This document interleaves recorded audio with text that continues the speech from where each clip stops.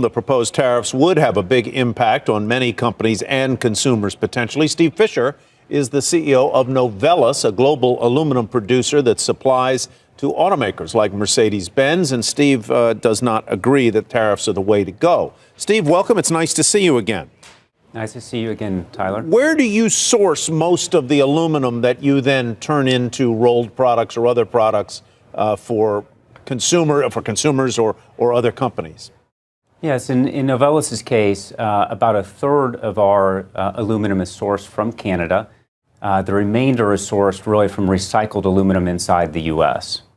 So if you had to pay a tariff on inbound aluminum from Canada, what would it mean for your business and what you would have to charge? In the near term, it wouldn't have a huge impact on our business. Unfortunately, with a higher tariff, that's going to mean higher prices to our customers, higher prices to end consumers that are consuming beverages through aluminum packages, through automobiles, through building and construction. So, but why do you say that it would not have a big impact on your business if a third of your input costs? I don't know. That's maybe an overbroad way to describe them. But a third of your product is going to be subject to a 25% levy. Yes, and 10% in our case for aluminum. 10%, excuse me, 10%. Yeah, and certainly as an input cost that would rise. The way our contractual obligations are with many of our customers, that also is then passed on to our customers in the form of price as well. So, Steve, a NERA economic consulting study last year showed that a 7% tariff, so less than what's being proposed, would result in boosting aluminum output in the United States by about $850 million. Are you being somewhat altruistic when you say you're anti-tariffs? I mean, are you looking at the bigger, broader economy and not just your particular industry?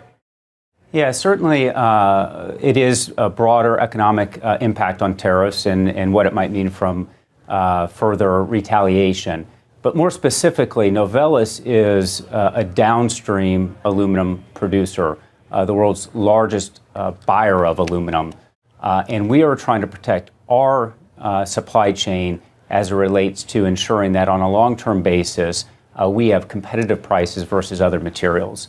And a tariff that is arbitrarily put on across all countries versus specifically targeted at where the issue is in the overcapacity, subsidized overcapacity in China is not really effective, as it disproportionately affects our good supply chain, people that other countries that are actually acting in a rational manner. So ideally, you'd like to see no tariff, I suppose. But if that was not an option, you'd like to see a carve out for for Canada?